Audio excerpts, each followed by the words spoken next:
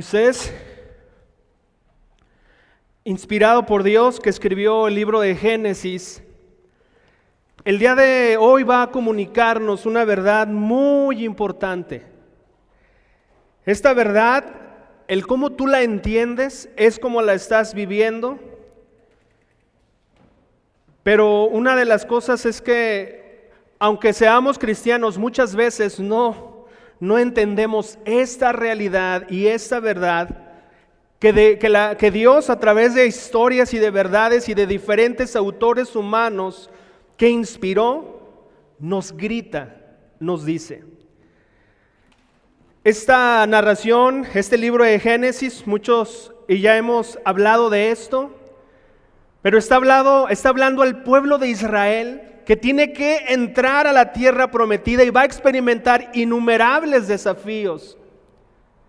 Y tiene que tener esas verdades, y Moisés los acompañó por 40 años, en donde los vio dudar, en donde los vio arriba y abajo a unos morir. Y él quería que esa segunda generación entrara con una correcta visión del Dios que adoraban y del Dios que los llevaba hasta ahí. Todas estas narraciones, el autor humano que es Moisés, inspirado por Dios, está tratando de grabarle a este pueblo que va a entrar y que no se va a permitir fracasar. Y nosotros hemos visto ya que esta narración de Génesis y una de las últimas historias, que es desde Génesis 37 a Génesis 50, el autor humano Moisés se va a dedicar a explicarnos la historia de José. En Génesis comenzó, Génesis 37 comenzó, Génesis 38 se hizo esa pausa para hablarnos de Jacob, y nuevamente en Génesis 39 va a retomar. José el soñador, es el de los más chicos hijos de Jacob. Su mamá murió, él creció en un hogar disfuncional, madres y una familia disfuncional. José tiene 17 años en este relato bíblico, en este momento.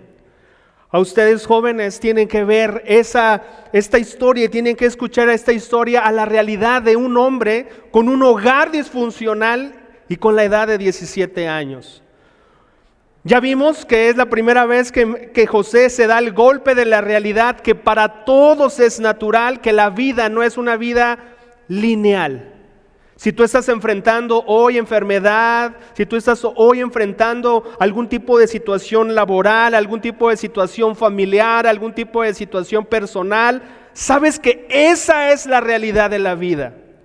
Uno, para quien no conoce a Dios, para que la expectativa de muchas personas es estar con Dios para que mi vida no me pase nada. Dios me va a librar de todos los males. Pensamos que la gente quiere acercarse a Dios porque los va a librar de todos los males, pero seas o no cristiano, va a haber dificultades que enfrentar, diagnósticos duros que te van a decir, situaciones laborales que enfrentar, cuestiones personales, va a haber de todo. Y para José, ese joven de 17 años, acababa de empezar su primer golpe de realidad, que su vida no era el ser hijo favorito de su papá, esos 17 años, soñando cosas increíbles solamente. Ahora él, dice el Salmo 105, verso 18, que ahora está siendo lastimado por los grilletes en sus pies y en su cuello llevar también una cadena.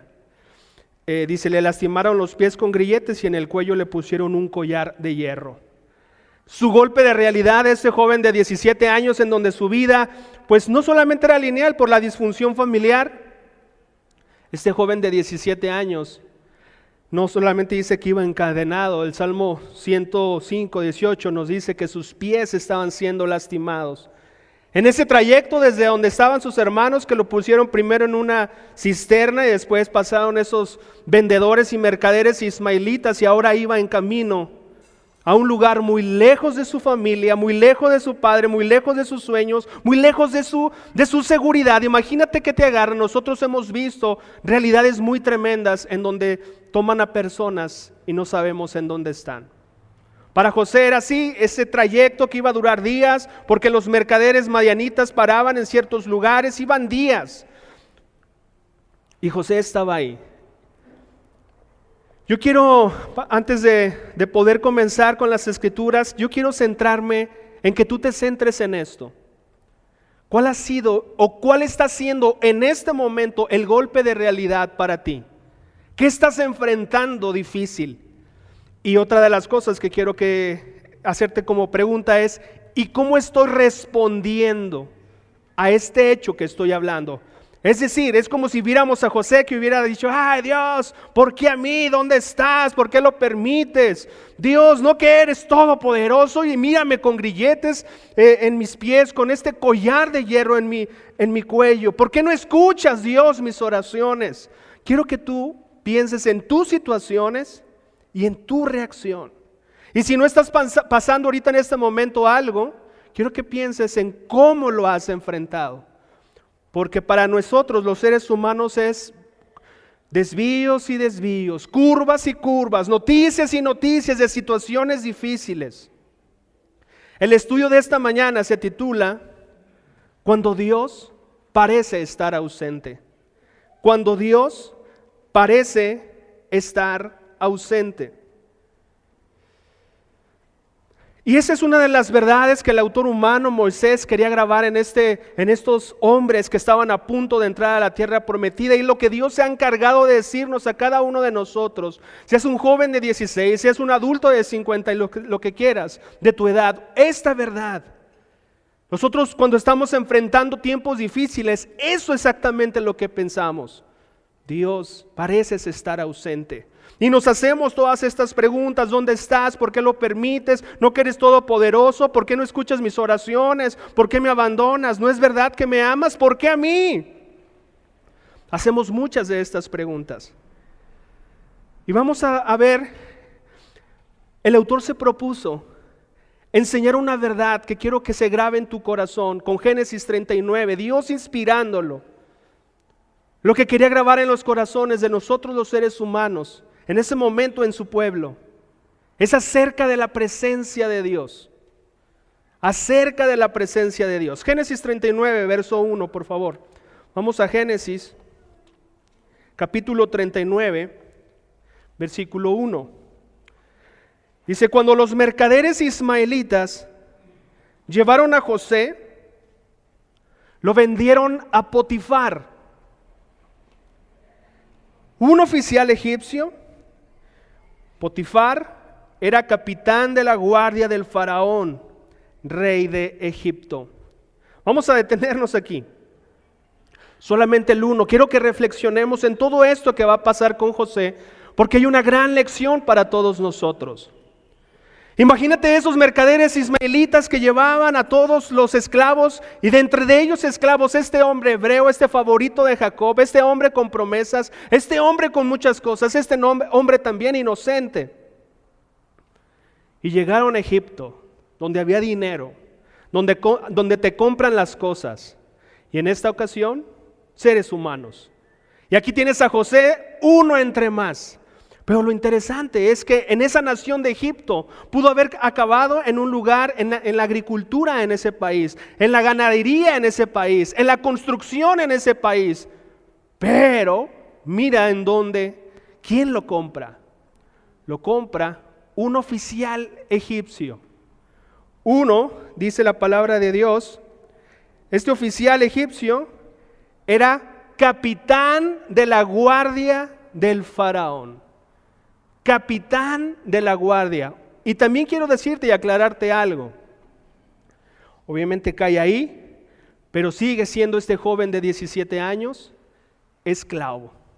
Él no puede decir: ya me cansé, quiero regresarme con mis papás, deme chance, como esclavo. Pero es interesante, cae con Potifar, un oficial egipcio, capitán de la guardia del rey, del faraón. Vamos a continuar en el versículo 2 y vamos a irnos desde el 2 hasta la primera parte del versículo 6. En 39:2 dice: el Señor estaba con José, por eso tenía éxito en todo mientras servía en la casa de su amo egipcio. Potifar lo notó Y se dio cuenta de que el Señor estaba con José y le daba éxito en todo lo que hacía. Eso agradó a Potifar, quien pronto nombró a José su asistente personal. ¿Ok? Dice, lo puso a cargo de toda su casa y de todas sus posesiones. Desde el día en que José quedó encargado de la casa y de las propiedades de su amo, el Señor comenzó a bendecir la casa de Potifar por causa de José. Todos los asuntos de la casa marchaban bien, y las cosechas y los animales prosperaron. Pues Potifar le dio a José total y completa responsabilidad administrativa sobre todas sus posesiones. Con José a cargo, Potifar no se preocupaba por nada, excepto que iba a comer. José era un joven muy apuesto y bien fornido. Vamos a detenernos ahí. Porque lo que quiero presentarte es esta situación, familia. Nuestra expectativa es que si nosotros gozamos con la presencia de Dios, nuestro mal tiene que desaparecer. Vuelvo a repetirlo.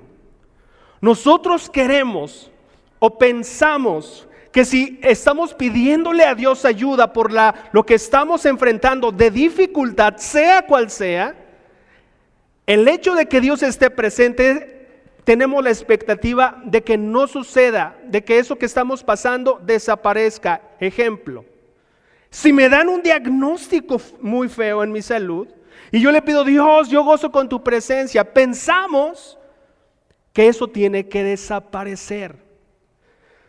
Yo recuerdo estar orando por mi hermana y me enfrenté a esta realidad que te estoy comunicando. Estábamos mi mamá, mi hermano, mi hermana Rocío, Oscar y yo estábamos orando todos los días por una hermana que estaba hospitalizada por el COVID, entubada, etc. Y sentí esto que te estoy diciendo. La dan de alta, amén, Dios, gracias. Y prontamente fallece. Ahí enfrenté la realidad de, Dios, ¿en dónde estás? Dios, ¿por qué a mí? Dios, ¿no eres todopoderoso? Dios, y empezamos a hacer estas preguntas porque de alguna manera no concibimos un mal con la presencia de Dios. Es decir, aquí acabas de ver y acabamos de leer, en el versículo 39 dice, el Señor estaba con José. Espérame, pero sigue siendo esclavo. ¿Cómo que el Señor cómo que gozaba José de la presencia de Dios? Sigue siendo esclavo. Si gozara de la presencia de Dios, pues lo libera, ¿no? ¿Que no Dios es todopoderoso? ¿Sabes qué, José? Nos equivocamos contigo, ya nos enteramos. Algo hace Dios y lo liberan. Siendo esclavo, José, la Biblia afirma, y el Señor estaba con José. Ojo aquí, si tú estás enfermo, si tú estás pasando necesidades laborales, económicas, físicas, lo que estás pasando, no temas de que estás olvidado por Dios, porque no desaparece tu condición. No temas. Lo que la palabra de Dios nos quiere decir y enseñar es que la presencia de Dios va más allá de lo que nosotros estamos enfrentando, pero nosotros tenemos la expectativa de que desaparezca, que sane, que se salve, que lo corran, y nosotros tenemos esa expectativa. Y el autor se atreve a dar detalles impresionantes sobre la presencia de Dios para con José, un joven de 17 años, esclavo. ¿Tú te acuerdas que en el Génesis 37 a qué se dedicaba José? ¿Te recuerdas? ¿Iba a la escuela de paga o de qué te recuerdas que hacía José? ¿Alguien se acuerda? Le ayudaba a cuidar los animales a sus medios hermanos. Era aprendiz de cuidador de ovejas. Aprendiz de sus medios hermanos, porque los otros estaban lejos y fue cuando fue a avisarles y donde le dieron, lo vendieron. Era aprendiz. ¿Tú notas así como de un joven de 17 años? Obviamente esta narración no creo que solamente sea de 17 años, porque dice que las cosechas prosperaban, que los animales prosperaban, y los animales y las cosechas no prosperan en un mes. ¿En cuánto prosperan? Sus temporadas es años, en donde te das cuenta, oye, algo tiene José. Entonces estamos hablando que están pasando años. Pero José no viene de Harvard, no viene, oye, yo te sé administrar tu negocio, Potifar. No sabe nada más que de un cuidador de ovejas y aprendiste eso. Pero la presencia de Dios lo está facultando como esclavo a poder hacer todo eso. Dice que él administraba bien, que también todo lo que él hacía tenía éxito. Familia, cuando estamos hablando de la presencia de Dios, yo quiero invitarte a esto. Invitarte a que cambiemos nuestra manera natural de reaccionar por una manera espiritual de reaccionar. ¿Cuál es la manera natural de reaccionar ante la dificultad? Seamos honestos. ¿Cuál es la manera natural? ¿Por qué lo permites? ¿A poco me olvidas? ¿Por qué a mí? Esa es la forma natural. Es un dolor, es un duelo. Lo que estemos enfrentando es natural. No lo estoy minimizando, no, ok. Pero la forma es, quiero invitarte a que lo veas espiritual. ¿Cómo lo podemos ver espiritual? Dios, sigo siendo esclavo, pero tú estás conmigo. Tú me vas a ayudar. Tú me vas a levantar. Así que tu enfermedad, tu situación laboral, tu situación familiar, tu situación que estés, yo quiero pedirte que no reacciones, dejemos de reaccionar naturalmente para reaccionar espiritualmente. De decir, estoy así, Dios, y tú estás conmigo y tú me vas a acompañar, me estás acompañando y algo bueno va a salir de todo esto. Obviamente, esto está pasando con José, con Potifar. Y bueno, pues es tan impresionante lo que Dios hace. Ojo aquí, lo que Dios hace a través de José, no lo increíble que es José, que Potifar dijo, este joven tiene algo. No sé cómo lo relacionó, no sé. Obviamente es Potifar y es oficial egipcio y para los egipcios, ¿quién era Dios? El faraón era Dios. Era un hombre de una deidad y no sé cuántas Anubis. Ok, Potifar, ¿sabes qué significa Potifar? Enviado de Ra, enviado del dios Sol. Eso significa Potifar. Pero se me hace interesante que aún Potifar, un hombre que no adora al Dios de Israel, al Dios verdadero, oye, algo tiene, Dios lo está acompañando. Pues tanto fue la prosperidad y lo que hizo la presencia de Dios con José, que Potifar le dejó, dice la palabra de Dios, todo a cargo. Y dice que no se preocupaban más que de lo que iba a comer. Y José, según lo que nos narra Génesis, porque hace esta aclaración y también es en enlace al siguiente texto, dice que José era muy apuesto y bien fornido. Salió a la mamá. Pues dicen que era muy bella, ¿no? Su mamá era muy bella, ok, salió a la mamá. Así yo me siento con mis hijos, ay Dios, gracias que salieron a la mamá. Pero se pasó, ¿verdad? Es una copia, una calca. José salió a su mamá. Un hombre guapo, bien parecido, fornido. Y vamos a seguir avanzando en esta historia. Vamos al versículo, vamos a comenzar en el 7, por favor. Bueno, vamos nuevamente al 6, en la parte B, donde dice José. José era un joven muy apuesto y bien fornido. Dice, y la esposa de Potifar pronto comenzó a mirarlo con deseos sexuales. Ven y acuéstate conmigo, le ordenó ella. Pero José se negó. Vamos a ver por qué se negó. Mire, le contestó, mi amo confía en mí y me puso a cargo de todo lo que hay en su casa. Nadie aquí tiene más autoridad que yo. Él no me ha negado nada con excepción de usted, porque es su esposa. ¿cómo podría, ve esta pregunta muy importante, cómo podría yo cometer semejante maldad? Sería un gran pecado contra Dios. Sería un gran pecado contra Dios.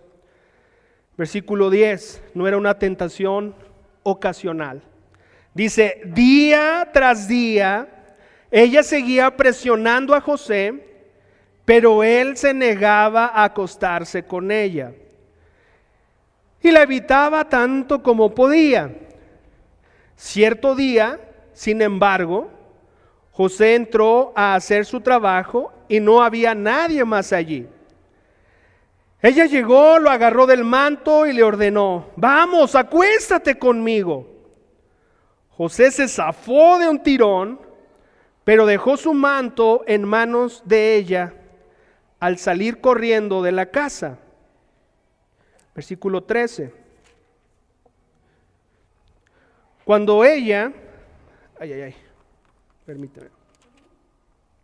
Cuando ella vio que tenía el manto en las manos que él había huido, llamó a sus siervos. Enseguida todos los hombres llegaron corriendo. Miren, dijo ella, mi esposo ha traído aquí a este esclavo hebreo para que nos deje en ridículo. Él entró en mi cuarto para violarme, pero yo grité. Cuando me oyó gritar, salió corriendo y se escapó, pero dejó su manto en mis manos. Ella se quedó con el manto hasta que su esposo regresó a la casa. Luego le contó su versión de lo sucedido.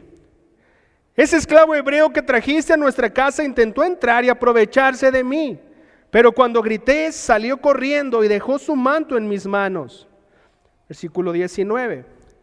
Potifar se enfureció cuando oyó el relato de su esposa acerca de cómo José la había tratado. Entonces agarró a José y lo metió en la cárcel donde estaban los presos del rey, y José quedó allí. Vamos a detenernos. Pero José tenía la presencia de Dios, familia. Va a ser algo muy interesante. Algo pasaba con José, que para José sí era una realidad la presencia de Dios en él. Y había en consecuencia temor de Dios. Y pues vemos que pues era apuesto, era joven y era esclavo. Y la esposa de Potifar es directa, insistente y dura. Era retante la situación que está enfrentando José. Y sabemos, por lo que leemos, que no es una tentación de un día, sino que día tras día. No era me gustas, no era estás bien guapo, ¿a qué hora sales por el pan? Era acuéstate conmigo, directo, José. Y José, aún en esos momentos en donde tú dices, nadie me ve, dice que no había nadie en ese palacio, solamente estaba la esposa de Potifar, y se encontró en un momento muy interesante en donde no hay nadie. Y donde no hay nadie, cuando estás solo, ¿qué pasa, familia? Eres quien eres. Cuando nadie te ve, cuando estás solo, eres quien eres. Y está ahí y sale la esposa de Potifar, que no le sabemos cómo se llama. Pero yo no sé, yo creo que dice, no sé qué traen contra mí los mantos, porque los mantos son mi desgracia de José. Por un manto estoy aquí y este manto también me van a acusar con este manto. Pero la esposa cree, José tiene temor de Dios, aunque esté solo, aunque nadie se dé cuenta, estaba solo, oye, pues puedo escalar, ¿no? Ya soy el jefe de aquí de Potifar y con esto, pues puedo meterme con la señora y hasta escalo en mi trabajo. Muchas cosas pudieron pasar por la mente de José, pero José tuvo temor de Dios, en lo íntimo aún. Ok, conocemos y hemos escuchado la versión, lo han hecho caricaturas, sé que te la sabes, pero lo que yo quiero preguntarte es, ¿y tú qué estás haciendo con la presencia de Dios en tu vida? ¿Tú qué estás haciendo con la presencia de Dios en tu vida? ¿Es una idea romántica para ti la presencia de Dios en tu vida solamente? ¿A qué te refieres, Fer? Muy bien. ¿Cómo es tu estilo de vida? ¿Caminas con temor de Dios en tus acciones, en tu hogar? ¿Eres un esposo que respeta a tu esposa porque tienes temor de Dios? ¿Eres un joven que aunque no te ven tus padres, caminas con temor de Dios? ¿Cómo eres? Porque es bien padre saber, la presencia de Dios, sí, pero no te vayas con esa idea romántica, sino también piensa, ¿y tú qué haces con la presencia de Dios en tu vida? ¿Cómo actúas? ¿Eres leal? ¿Eres fiel? ¿Te sientes, o haces tu vida como si no estuviera Dios? Miren, es muy sencillo. Todos nosotros actuamos, y lo hemos visto. Me ha tocado ver, ¿no? Ahorita que te volteé a ver, Pablo Landeros, la visita del jefe. Hoy estoy con el jefe. ¿Cómo va a actuar? ¿Cómo creen que va a actuar en su día de trabajo si tiene al jefe al lado? Pues está pensando, no me quiero equivocar, a ver qué. Hasta tenso está. A los chicos, yo recuerdo una vez, yo crecí en una colonia, es la primera colonia de Infonavit en León, imagínate, la primera colonia de Infonavit. Y León es un pueblo, o fue un pueblo o una ciudad zapatera. Entonces, primera colonia de Infonavit, ¿a quién crees que le dieron trabajo? Le dieron casa. Pues a muchas personas que trabajaban en el calzado y todo eso. Y pues había de todo. Y Fernando en la primaria no solamente hablaba español, aprendió a hablar inglés por groserías. Y una vez salí y hablaba groserías, pero sin que estuviera mi mamá. Y una vez empiezo a hablar groserías y que sale mi mamá, blanco, amarillo, de todos colores me puse. Pero yo te puedo reconocer, y tú sabes que no actuamos como cuando estamos con mamá, con papá, cambiamos. Con ciertos amigos nos portamos no bien. Imagínate solo, y si nadie me ve, ahí sale quién eres. Nos ha pasado que nos han sorprendido. Pensé que no se iba a saber. Porque lo hicimos a oscuritas. Yo no sé, el cristiano de hoy que dice o decimos que gozamos con la presencia de Dios, pero podemos hacer barbaridades. Entonces esta es una pregunta directa. Entonces, ¿crees en la presencia de Dios? José lo creía y decía, no, aquí no estoy solo, aquí está Dios. Y fue íntegro y respetó al Dios que adoraba en una situación complicadísima para él, porque creía en la presencia de Dios. Ahora nosotros los cristianos pues creemos en la presencia de Dios, pero actuamos como si nadie nos viera. Y eso es triste. Solamente eso denota que no estás creyendo verdaderamente en la presencia de Dios. Eso es lo que denota. Vamos más adelante en el versículo, por favor, 21. Dice, pero el Señor, otra vez, pero el Señor estaba con José en la cárcel y le mostró su fiel amor. El Señor hizo que José fuera el preferido del encargado de la cárcel. Vuelvo a leerlo. El Señor hizo que José fuera el preferido del encargado de la cárcel. Poco después, el director puso a José a cargo de los demás presos y de todo lo que ocurría en la cárcel. El encargado no tenía de qué preocuparse porque José se ocupaba de todo. El Señor estaba con él y lo prosperaba en todo lo que hacía. Nuevamente, familia, si el Señor estaba con él, no, pues no hubiera permitido que lo encarcelaran. ¿Cómo? Es una calumnia. Es una calumnia, ¿sí o no? Que se había acostado con la esposa de Potifar. Era mentira. No, Dios está conmigo, Dios me va a librar, Dios va a sacar la verdad a la luz. Pues Dios tenía la presencia con José y encarceladito. ¿Lo creerías? Por eso que te digo que choca con nuestras creencias de no. Si tengo la presencia de Dios, sale la verdad a la luz. Si tengo la presencia de Dios, voy a ser sanado. Si tengo la presencia de Dios, mi familiar no va a morir. Si tengo la presencia de Dios, voy a tener, y empezamos a decir cosas sin sentido. Aquí lo que nos está enseñando, comenzando con Potifar, es que gozas de la presencia de Dios en tus buenas. Y luego nos está explicando que por una calumnia has encarcelado, pero sigue diciéndonos el autor, y José contaba con el favor de Dios y contaba con la presencia de Dios. Es decir, que en tus malas aún tienes la presencia de Dios. Y para José sus malas es estar encarcelado por una calumnia. Y la presencia de Dios no sacó todo a la luz.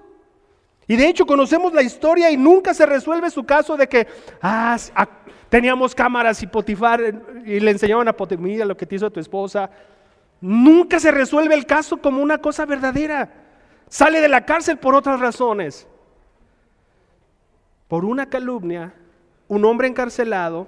Pero yo lo que quiero decirte es que José se puede ir en la cárcel. Dios, pues no pequé, me mantuve fuerte, te respeté, empieza lo natural, te digo. Yo, entonces, ¿de qué vale la pena? De que yo sea un cristiano, de que yo me guarde, de que yo te respete. Me insistió Dios día tras día, tú la viste, tú sabes que soy inocente. Empezamos a reclamarle a Dios. José, encarcelado, tuvo esa tentación. ¿Con qué voy? Nunca pienses, jamás, que hacer la voluntad de Dios no vale la pena. Jamás. Aquí José tuvo esta tentación. No vale la pena ser puro, no vale la pena respetarte. Mira dónde estoy, qué clase de Dios eres. Jamás pienses eso, porque estás respetando a Dios y siempre Dios hará algo increíble en las personas que respetemos su voluntad. Así que si estás haciendo el bien y te va mal, flojito y cooperando, Dios, sosténme que esto está muy complicado y estoy lleno de coraje. Sí, yo sé que estás lleno de coraje sí, yo sé que estás, pero no pierdas tu mirada en Dios, tu seguridad de que estás gozando la presencia. Y el autor solamente no queda con que estaba la presencia de Dios, nos dice, mira, y la presencia de José, la presencia de Dios estaba con José, que hasta el jefe de la cárcel le agradó, y terminó siendo de acá el encargado del jefe de la cárcel. Oiga, jefe, estoy aquí por una causa injusta, jefe, ¿cómo ve? O sea, era jefe ya, era amigo, era encargado, no solamente de Potifar, sino ahora de este encargado de la cárcel. No sé cuántos años tengas, pero toma en tu corazón que tú vas a vivir y honrar y actuar porque la presencia de Dios te acompaña. Para los israelitas que estaban escuchando esto, dijeron, sí, una vez éramos una potencia increíble, porque a través de José, lo vamos a ver, el faraón le dio un lugar para todos los hebreos y crecimos y prosperamos. Pero también ellos recordaban, oye, y si Dios estaba con nosotros, ¿por qué mandaron una ley para que los que nacieran varones los mataran? Eran bebés. ¿Cómo es que si Dios está con nosotros, mandarían una ley que mataran a todos los que nacieran hombres, todos los hijos de los hebreos que nacieran hombres? Oye, si Dios estuviera con nosotros, ¿por qué nos golpean? ¿Por qué somos esclavos? Llevamos 400 años, generación tras generación. Es difícil, familia. Es difícil pensar, pero yo te pregunto, ¿los abandonó Dios? Nunca los abandonó. De la misma manera te quiero decir, jamás te abandonará.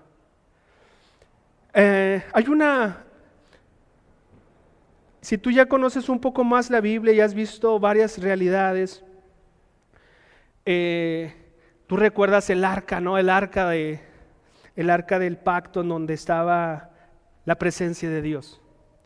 ¿Qué pasaba del lugar cuando esa arca estaba en ciertos lugares? ¿Qué hacía con las cosas alrededor?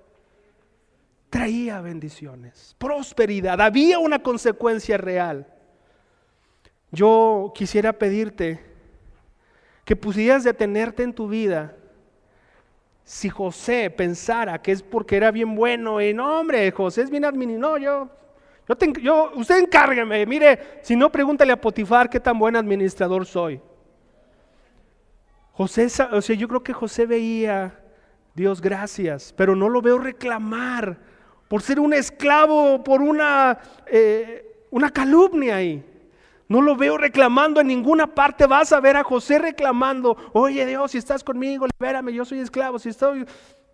Yo quisiera pedirte que como un hombre que conoce el carácter de Dios, y el carácter de Dios quiere asegurarnos en una y en otra y en otra escritura, yo estoy contigo.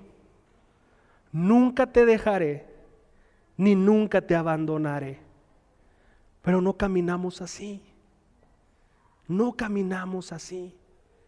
¿Cómo sería si el día de hoy tomas una decisión de decir, Dios, yo quiero caminar creyendo? ¿Quién dijo que iba a nunca olvidarnos todos los días hasta el fin del mundo? Jesús. Dice, y yo estaré con ustedes, Mateo 28. Y yo estaré con ustedes todos los días hasta el fin del mundo. ¿Por qué los cristianos hemos de estar reaccionando igual de manera natural que los hombres que no entienden esta verdad? Porque el temor, la ansiedad, la crisis, las crisis de miedo, ¿no? Reaccionamos de manera natural como si no tuviéramos fe. Moisés les quería comunicar a este pueblo que iba a entrar, Dios estará presente en tus buenas y Dios estará presente en tus malas. Pero Dios, confía, Dios está presente. Yo me quiero quedar con este Dios, con esta verdad de Dios. Y que cuando esté enfrentando los retos más difíciles de mi vida, yo vaya con Él y le diga, Dios, no entiendo esto, pero de algo estoy seguro, que eres bueno, que no me has abandonado, que tú lo estás permitiendo por una razón, que tú estás aquí y que tú has escuchado mis oraciones. Yo no me voy a sentir menos de que no me escuchas, es que mira quién soy. Estoy seguro de que no me has abandonado y jamás me voy a preguntar, ¿por qué a mí, Dios? Porque a todos nos pasan retos y situaciones difíciles. A todos. Familia, en Mateo 1:23, cuando Jesús fue anunciado, le dijeron, ponle por nombre Emmanuel, que significa Dios con nosotros. Dios con nosotros. Toda la Biblia, si él levantaba líderes como Josué, no temas. ¿Por qué? Porque yo estoy contigo. En todo momento, y grandes hombres como David podían pronunciar con confianza, el Señor es mi pastor, nada me falta. A tranquilas aguas me conduce, su vara y su cayado me infunden confianza. Y él aseguraba, porque el Señor está conmigo. Así que esta semana, este día, yo quiero pedirte, mira esto necesita cambiar nuestra forma de orar, nuestra forma de vivir el cristianismo, nuestra manera de trabajar. ¿Por qué vas a ser un hombre en tu trabajo diferente como José? Porque la presencia de Dios está contigo. ¿Por qué vas a ser un hombre diferente en tu universidad, en tu escuela, en tu prepa? Porque Dios está contigo. ¿Por qué vas a ser un hombre diferente? Porque Dios está conmigo. Y que cuando estés solo, sola, pienses, Dios, yo gozo de tu presencia. ¿Por qué actuaría de esa manera si tú estás conmigo? ¿Por qué yo no lo haría si estuviera aquí mi mamá, mi papá, yo no lo haría. Tú estás conmigo y yo no lo voy a hacer. No lo voy a hacer. No voy a mirar eso en el teléfono, no voy a mirar eso en el internet, porque tú estás a mi lado. Yo estoy seguro que si estuviera alguien a mi lado, yo no vería eso en el internet. Pero tú estás a mi lado. Que podamos ser esos hombres y esas mujeres que entendemos que la presencia de Dios está con nosotros, que renuncias a sentirte sola, indefensa, indefenso. Tienes a Dios. Familia, eso es muy especial. Esto quería quedar grabado para esta generación y Moisés quería grabarles esto, y eso es lo que nosotros, y esta es mi invitación para ti en esta mañana. Acompáñame en una oración. Todopoderoso, muchas gracias porque deseas acompañar a gente imperfecta como nosotros, a gente, Dios, que muchas personas no quieren ser ni nuestros amigos, no quieren estar a nuestro lado, pero tú sí, y tú eres santo, y tú eres perfecto, y tú eres increíble, eres nuestro creador. Gracias por tu presencia. Gracias porque con tu presencia podemos ser más que vencedores, Dios, en Cristo que nos fortalece. Gracias porque nosotros vemos que gritas, que dices en una y otra vez que tú estarás con nosotros.